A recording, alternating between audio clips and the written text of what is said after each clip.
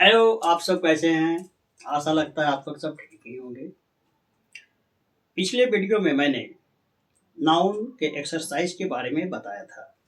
आज मैं प्रोनाउन के बारे में बताने जा रहा हूँ कि प्रोनाउन क्या चीज है। प्रोनाउन प्रोनाउन का हिंदी होता है सर्वनाम।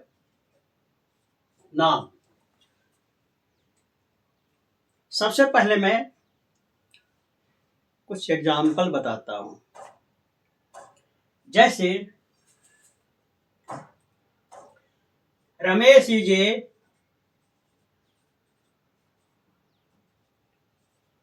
Student. He reads in class 10th। Second, Sita is a dancer. Sita is a dancer. She is beautiful. She is very beautiful.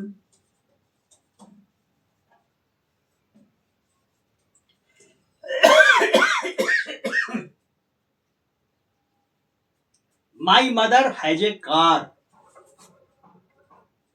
My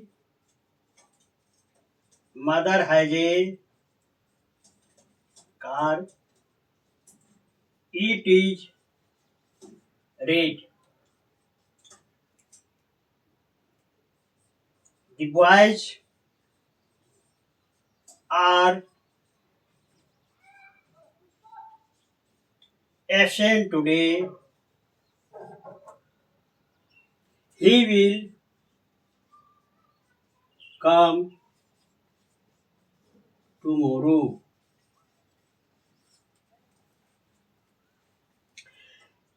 इन चारों वाक्यों में हम ध्यान देंगे। सबसे पहला वाक्य क्या है? Ramesh is a student. He reads in class 10th। यहां पर ही जो है वह रमेश के बदले में आया है। किसके बदले में आया है? रमेश के बदले में ही आया है। Sita is a dancer. She is very beautiful. यहां सी जो है वो सीता के बदले में आया है। My brother has a car. It is red. यहां इट जो है वह कार के बदले में आया है। और the boys are absent today. लड़के आज अनुपस्थित हैं। He will come tomorrow. वे कल आएंगे। यहां ही नहीं होगा क्योंकि बॉयज है, इसलिए यहां पर डी होगा। यहां दे जो है वो बॉयज के बदले में आया है। तो वैसा शब्द या वैसा वर्ड जिसका प्रयोग हम नाउन के बदले में करते हैं उसे प्रोनाउन कहा जाता है। डेफिनेशन क्या होगा? A pronoun is a word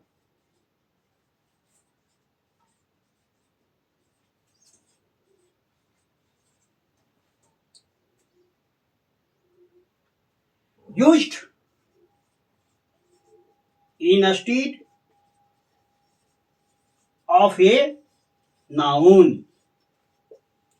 यानी जिस शब्द का प्रयोग हम संज्ञा के लिए करते हैं वे क्या कहलाते हैं? वे प्रोनाउन कहलाते हैं। इसको हम दूसरी भाषा में समझ सकते हैं कि प्रोनाउन जो है वो नाउन का सब्स्टिट्यूट है। क्या है? नाउन का सब्स्टिट्यूट है।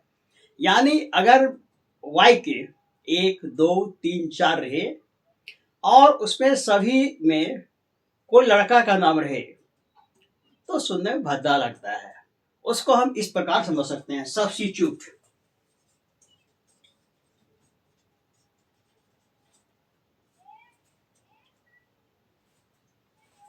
Ram is my friend.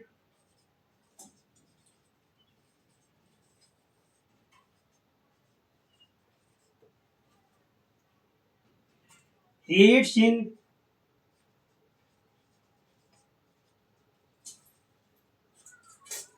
my class,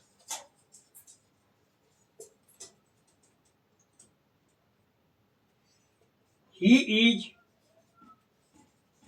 absent today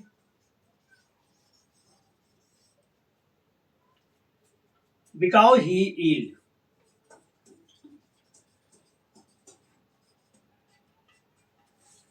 Because he ill is ill.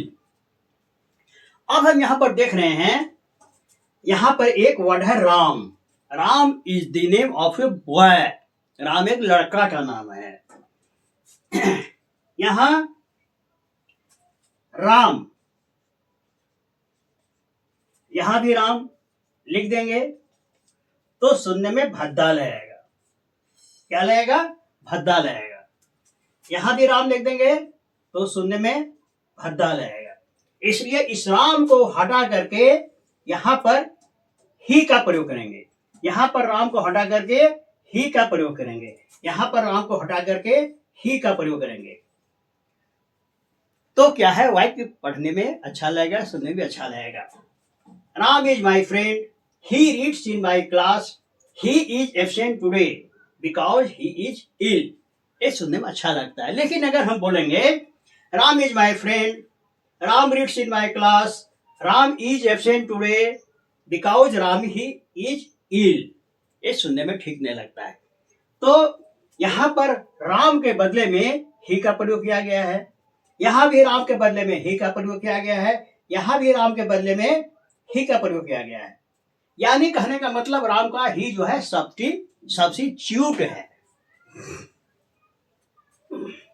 अब हम आएंगे नाउन के भेद के बारे में. नाउन के 10 भेद होते हैं. उन्हें हम क्रमशः एक एक करके अध्ययन करेंगे.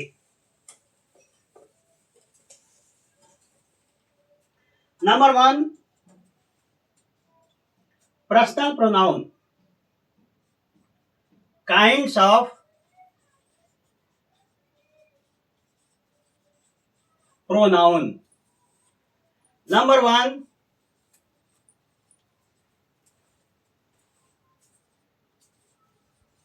पर्सनल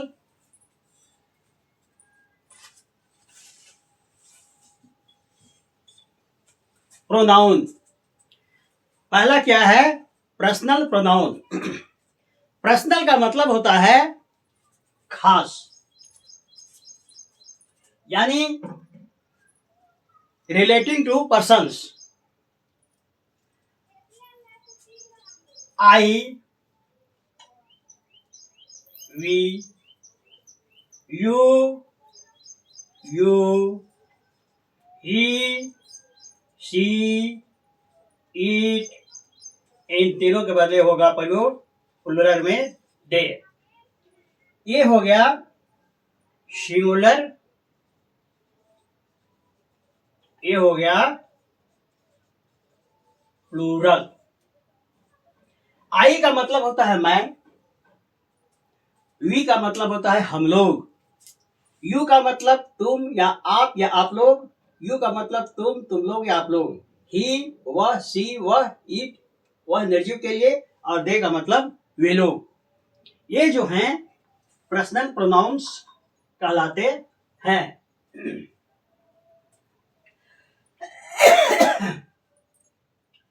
अब यहां पर हम ध्यान देंगे कि आई जो है, ये सब जो रूप हैं वे केस के अनुरूप में चेंज होते हैं. पर्सनल प्रोनाउन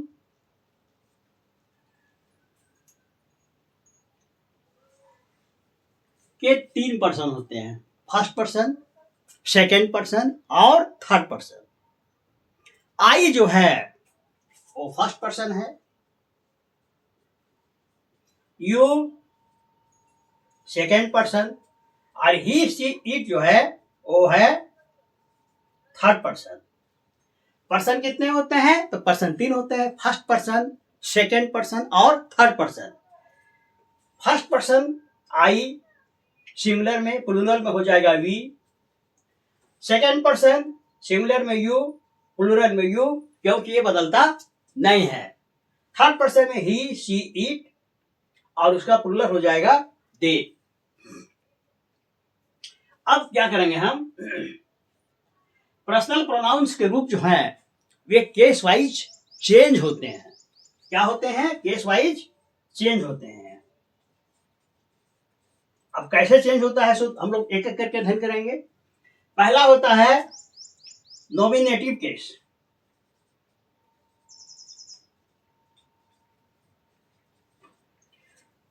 दूसरा होता है पॉजेसिव केस। और तीसरा होता है ऑब्जेक्टिव केस।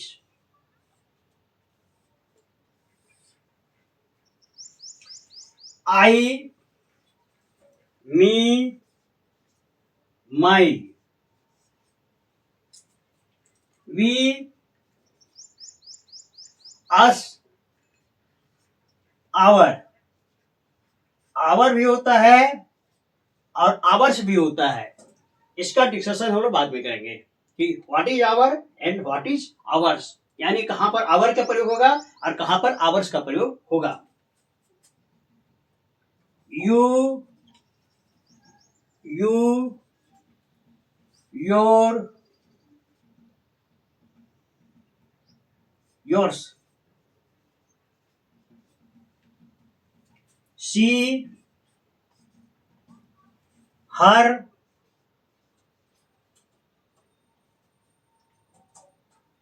हर,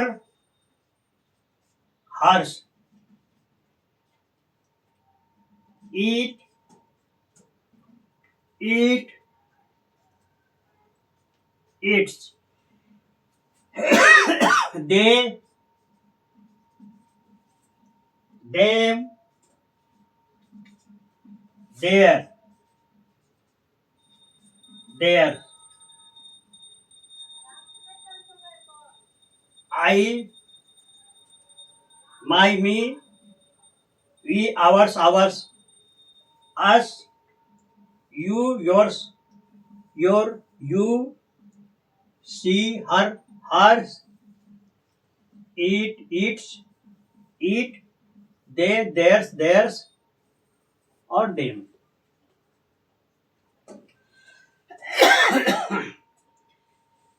केस वाइज जो है पर्सनल प्रोनाउन चेंज होते हैं। नॉमिनेटिव केस में और पॉजिटिव केस और ऑब्जेक्टिव केस हो जाएगा I, me, my, we, us, our, ours, you, your, yours, she, her, hers, it, its, they, them, their और theirs.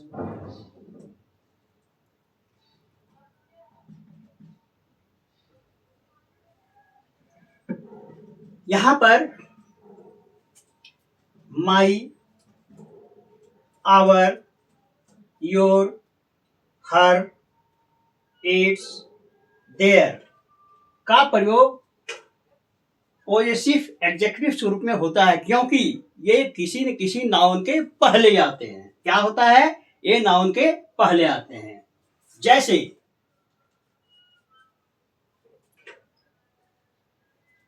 This is my book,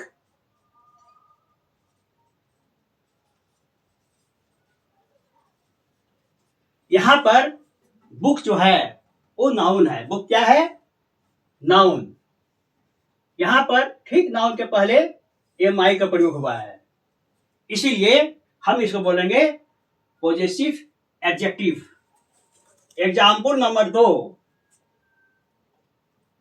2000 your books. यहां books भी noun है, इसके पहले your का प्रयोग हुआ है, इसलिए ये जो है पॉजेसिव एडजेक्टिव कहलाएगा।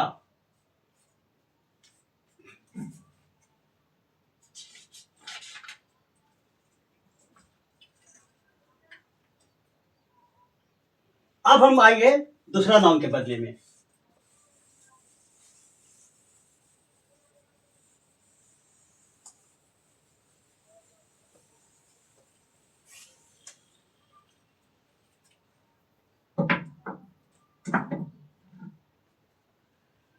Possessive pronoun, possessive pronoun.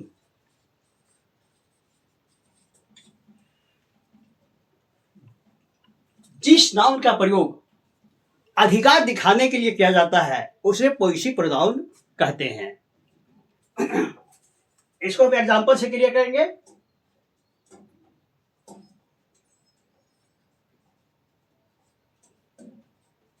This book is mine,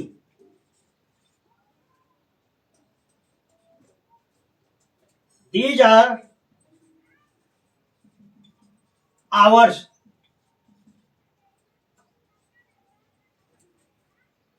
that book is yours, this sari is hers.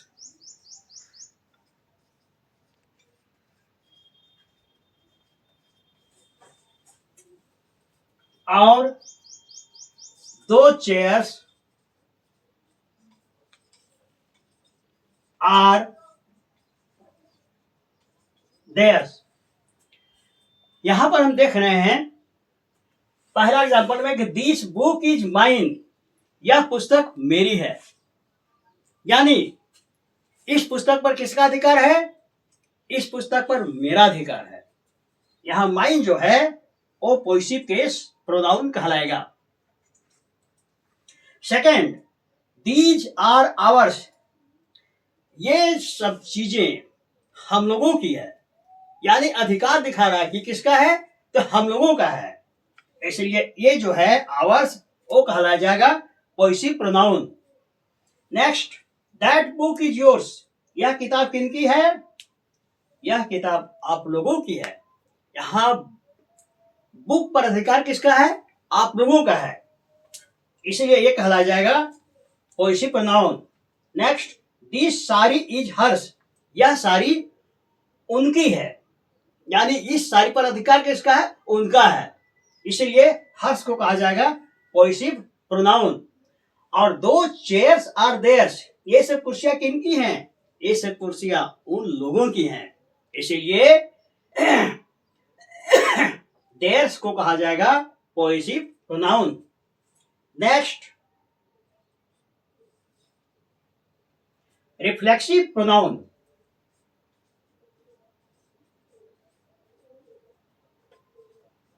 Reflexive pronoun, इसको एग्जांपल से करेंगे। आई हर्ट माई सेल्फ, मैंने अपने आप को चोट पहुंचाई। मैंने अपने आप को चोट पहुंचाई।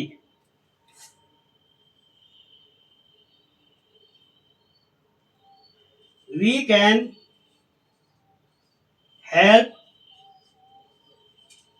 आवर सेल्फ्स, हम लोग अपने आप को मदद कर सकते हैं। शी ruined herself, उसने अपने आप को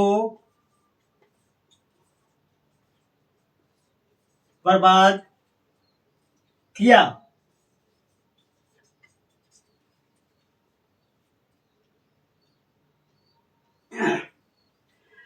यहां पर हम देखेंगे कि जिस प्रोनाउन का प्रयोग करने पर बोझ खुद कर्ता पर पड़ता हो उसे हम रिफ्लेक्सिव प्रोनाउन कहते हैं। जैसे आई हर्ट माई सेल्फ, मैंने अपने आप को चोट पहुंचाई। चोट किसको पहुंचाई? अपने आप को। तो यहां पर जो है स्वयं कर्ता पर पड़ रहा है, इसीलिए माई सेल्फ को बोलेंगे हम रिफ्लेक्सिव प्रोनाउन। सेकंड में we can help our self, हम लोग अपने आप को मदद कर सकते हैं। हम लोग किसको मदद कर सकते हैं? अपने आप को मदद कर सकते हैं, यानी कर्ता पर विशेष प्रभाव पड़ रहा है, इसीलिए आवर सेल्फ को बोलेंगे हम reflexive pronoun. She ruined herself, उसने अपने आप को बर्बाद किया। उसने किसको बर्बाद किया? अपने आप को। कर्ता पर प्रभाव पड़ रहा है, इसीलिए हरसेल्फ को बोलेंगे हम रिफ्लेक्सिव प्रोनाउन। आगे बढ़ेंगे।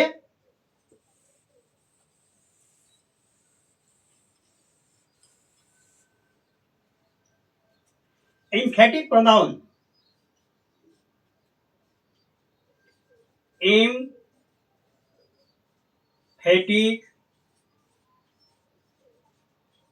प्रोनाउन।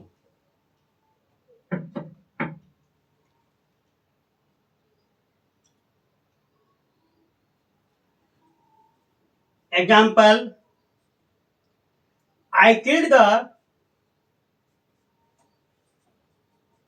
tiger myself, मैंने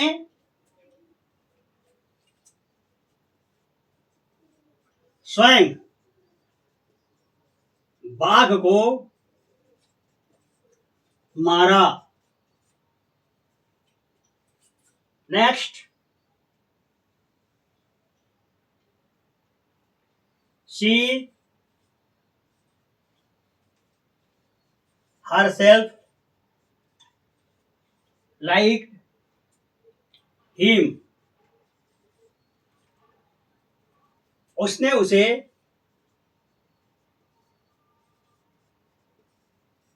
स्वयं पसंद किया।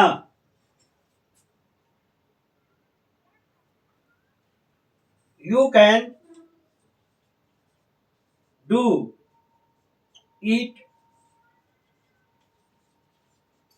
yourself, तुम इसे स्वयं कर सकते हो। यानी कहने का मतलब है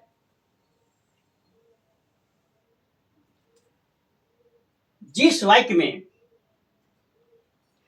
किसी प्रोनाउन का प्रयोग नाउन और प्रोनाउन पर जोर देने के लिए किया जाता है उसे एम्फेटिक प्रोनाउन कहा जाता है। यानी जिस शब्द का प्रयोग नाउन और प्रोनाउन पर जोर देने के लिए किया जाता है उसे क्या कहते हैं? हम एम्फेटिक प्रोनाउन कहते हैं। Example, I killed the tiger my self, मैंने स्वयं बाघ को मारा। बाघ को किसने मारा? मैंने बाघ को स्वयं मारा, यानी नाउन पर इम्फेक्ट हो रहा है। शी हरसेल्फ लाइक्ड हिम, उसने उसे स्वयं पसंद किया। You can do it yourself, तुम इससे स्वयं कर सकते हो। तब यहां पर my self, her self, your self कहलाएगा एम्फेटिक प्रोनाउन। लगता है कि आप लोग समझ रहे होंगे। अगर नहीं समझ में आएगा तो कमेंट अवश्य कीजिएगा, मैं उसको पुनः और सरल तरीका से समझाने का प्रयास करूंगा। अगला,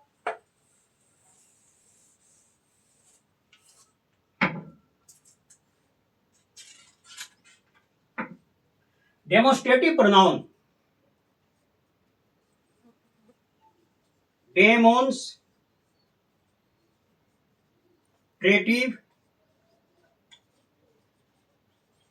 प्रोनाउन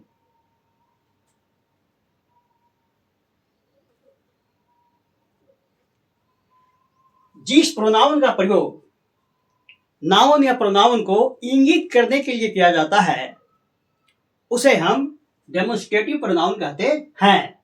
इसको हम एग्जाम्पल से क्लियर करेंगे।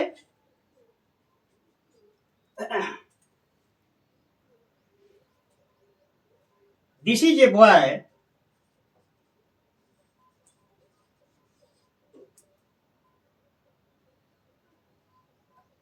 These are balls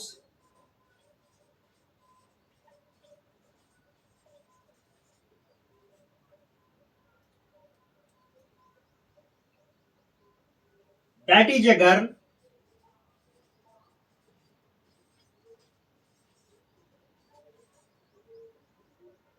Those are dolls.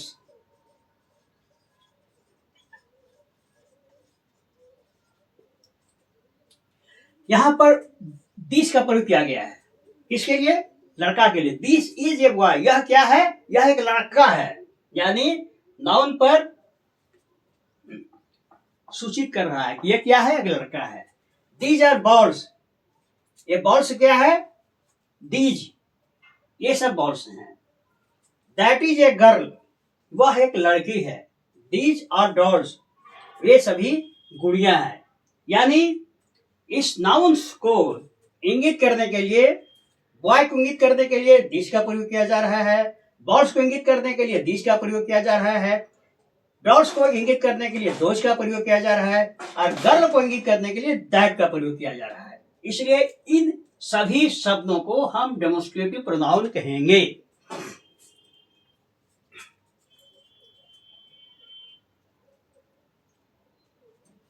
अगला इनडेफिनिट प्रोनाउन।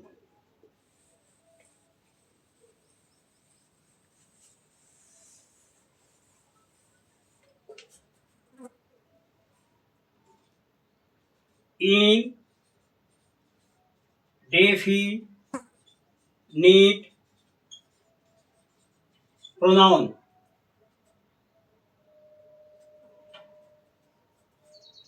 इसका नाम से यह स्पष्ट हो जाता है कि जब किसी नाउन का प्रयोग अनिश्चितता के लिए किया जाता हो, निश्चित के लिए नहीं किया जाता हो, तब उसे हम क्या कहेंगे? Indefinite pronoun. इससे कोई निश्चित ठोस वस्तुओं का बोध नहीं होता है। इसको हम एग्जाम्पल के द्वारा क्लियर करेंगे। जैसे somebody has stolen my pen. Anybody can beat him.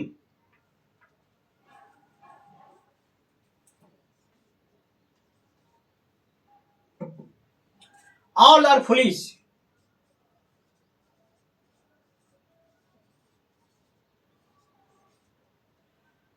Some are gentle.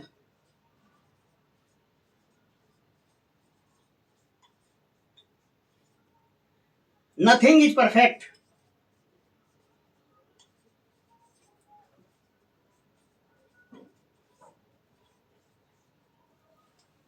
अब इन वाक्यों को हम एक एक करके देखेंगे। Somebody has stolen my pen. किसी ने हमारे कलम को चुरा लिया। अब किसी ने कहने का मतलब होता है 2 व्यक्ति हो सकता है, 4 व्यक्ति हो सकता है, 5 व्यक्ति हो सकता है, 10 व्यक्ति हो सकता है। यानी व्यक्तियों की संख्या यहाँ पर निश्चित नहीं है। इसलिए somebody को बोलेंगे हम indefinite pronoun. Anybody can beat him.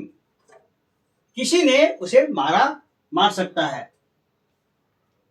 किसी ने का मतलब एक आदमी तो नहीं है, 2 होगा, 4 होगा, 5 होगा, 6 होगा। यानी यहां पर भी व्यक्तियों की संख्या निश्चित नहीं है। इसीलिए इसको भी हम कहेंगे indefinite pronoun. All are foolish, all कहने का मतलब है सभी मूर्ख हैं। अब सभी में कितने व्यक्ति हैं इसको कोई जानता भी नहीं है, इसीलिए इसको भी बोलेंगे हम इनडेफिनिट प्रोनाउन। सब आर जेंटल, कुछ जेंटल हैं, कुछ सीधे हैं। अब कुछ में कितने व्यक्ति हैं इसको मैं भी नहीं जानता हूं, आप भी नहीं जानते हैं, इसलिए सम को बोलेंगे इनडेफिनिट प्रोनाउन। और नथिंग इज परफेक्ट, कुछ भी सही नहीं है, कुछ भी नहीं, इसकी भी संख्या निश्चित नहीं है, इसलिए नथिंग को ही बोलेंगे हम इनडेफिनिट प्रोनाउन। अब आएंगे अगला में हम डिस्ट्रीब्यूटिव प्रोनाउन।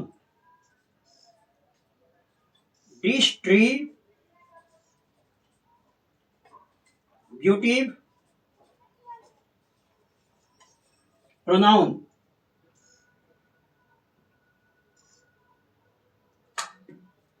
जब ईच, आइदर और नाइदर, फिर से ध्यान से सुनिएगा, जब ईच, आइदर और नाइदर का प्रयोग प्रोनाउन के रूप में किया जाता है तब उसे डिस्ट्रीब्यूटिव प्रोनाउन कहते हैं।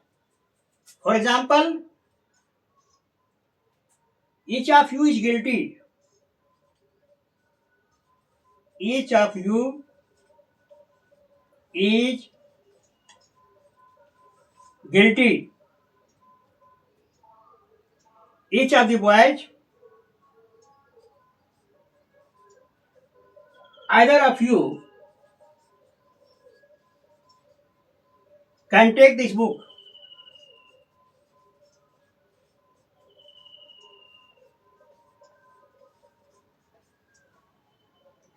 Neither of the two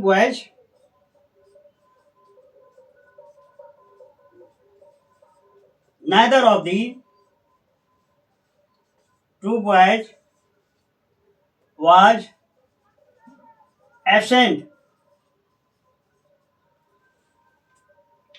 देखिए, पहला वाक्य में क्या है कि each of you is guilty, आप लोगों में से प्रत्येक दोषी हैं। यहां पर ईच का प्रयोग प्रोनाउन में किया जा रहा है, यू के बदले में किया जा रहा है। Either of you can take this book, आप में से कोई इस पुस्तक को ले सकते हैं। यहां पर यहां भी आइदर का प्रयोग यू के लिए किया जा रहा है। और neither of the two boys was absent, यहां भी नाइदर जो है बॉयज के लिए किया जा रहा है, इसलिए इन तीनों को हम बोलेंगे distributive pronoun.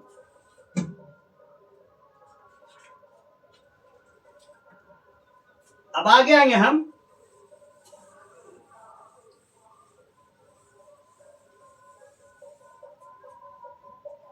Reciprocal pronoun. Reciprocal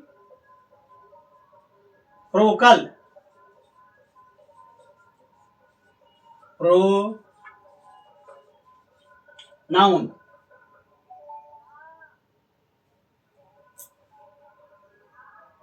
इसको एग्जाम्पल के द्वारा हम देखेंगे। They loved each other, one another.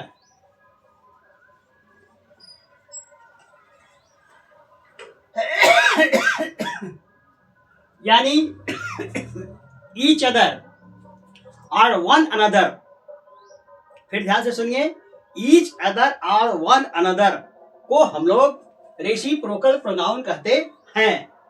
For example, they loved each other oblique one another, वे लोग एक दूसरे को प्यार करते हैं और वन अनदर एक दूसरे को भी प्यार करते हैं। दोनों का मीनिंग लगभग एक ही है, यहाँ एक है यहाँ ईच है ना, तब इसे क्या कहेंगे, ईच अदर और वन अनदर को रेसिप्रोकल प्रोनाउन कहेंगे।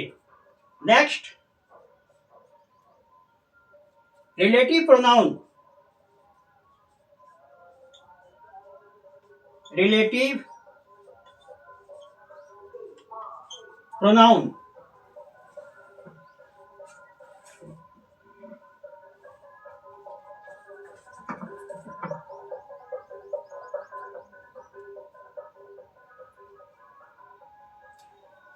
Example, this is the book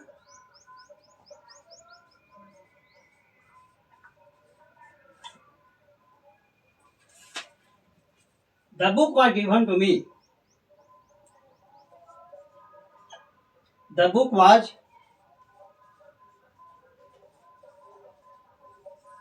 given to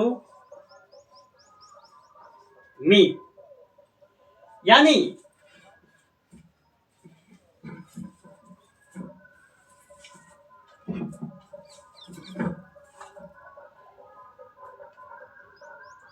relative pronoun हम उसको कहेंगे जो वाक्य में नाउन या प्रोनाउन के बदले में आकर उसकी पुनरावृत्ति को रोकता है उसे हम कहेंगे रिलेटिव प्रोनाउन। जैसे this is the book was given to me. इन वाक्यों को हम सरल वाक्य में तोड़ सकते हैं। This is the book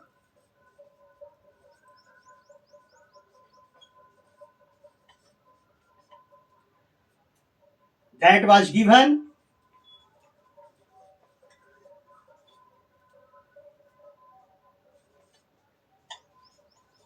to me।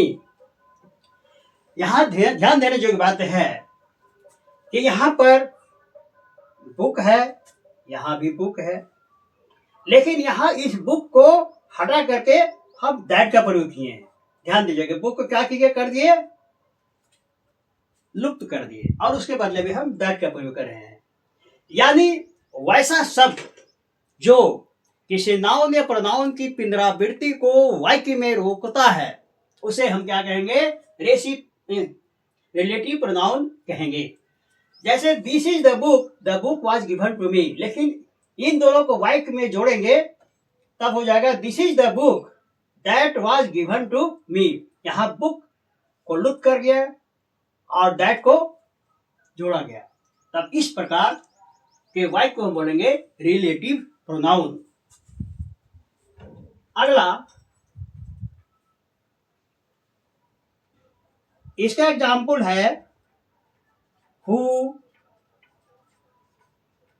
Which, whom, whose। Example देते हैं, the boy who is playing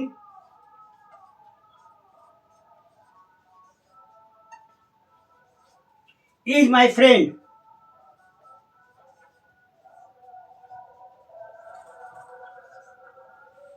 लड़का जो खेल रहा है मेरा दोस्त है। यहां दो वाक्यों को जोड़ने का काम कौन कर रहा है, हु, इसलिए हु को बोलेंगे हम relative pronoun.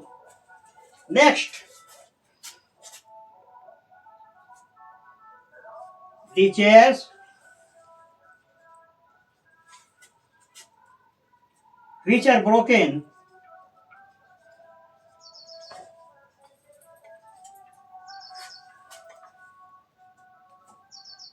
are of no use। the chairs, कुर्सियां जो टूटी हुई है वो कोई उपयोग का नहीं है। यहां which जो है दो वाक्यों को जोड़ रहा है, इसलिए which को बोलेंगे relative pronoun.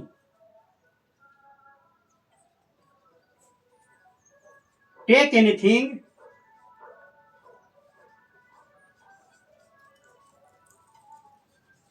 That you like. Take anything that you like, आपको जो पसंद है वो सामान ले सकते हैं। यहां दैट जो है दो वाक्यों को जोड़ रहा है, इसलिए दैट को बोलेंगे हम रिलेटिव प्रोनाउन। अब आ जाएंगे हम next,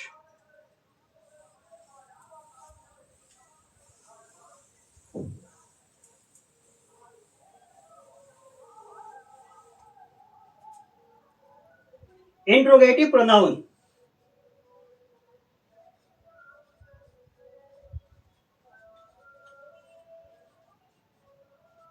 interrogative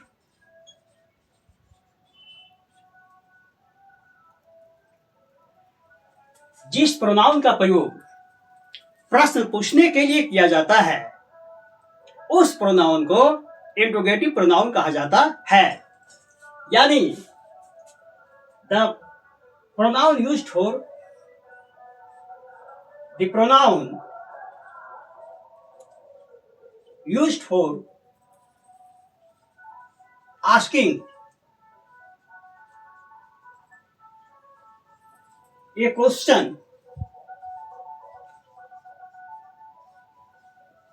is called interrogative pronoun.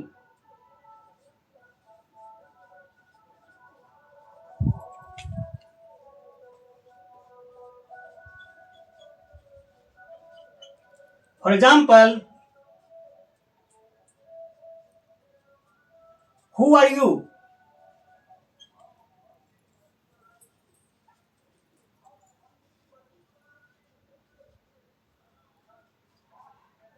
What is your father?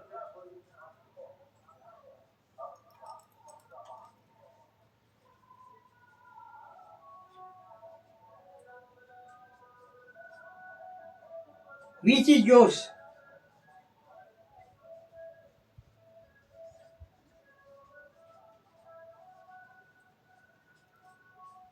Whom do you love?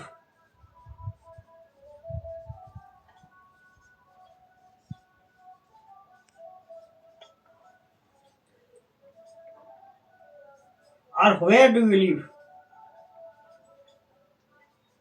Where do you live? अब इन पांचों वाक्यों पर हम गौर करेंगे। Who are you? आप कौन हैं?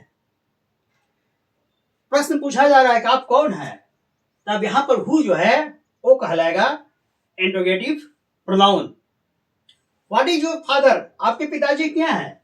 यहां पर आपके पिताजी के बारे में पूछा जा रहा है कि ये क्या है, तब यहां व्हाट जो है कहलाएगा interrogative pronoun. Which is yours? आपका कौन वस्तु है, यहां पर विच कहलाएगा interrogative pronoun. Home do you love?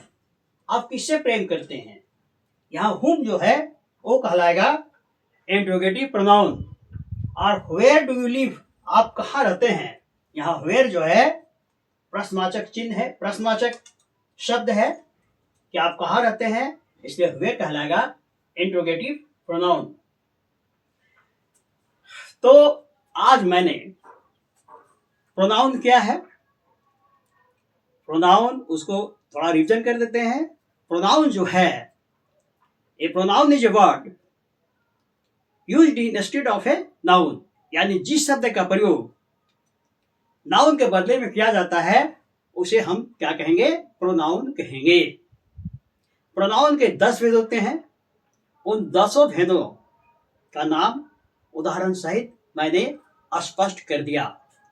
अगर किन्हीं को दिक्कत हो तो कमेंट अवश्य कीजिएगा, मैं पुनः अगले भाग में सुधार करने का प्रयास करूंगा। आज के वीडियो में इतना ही, फिर हम मिलेंगे नेक्स्ट वीडियो में। जय हिंद।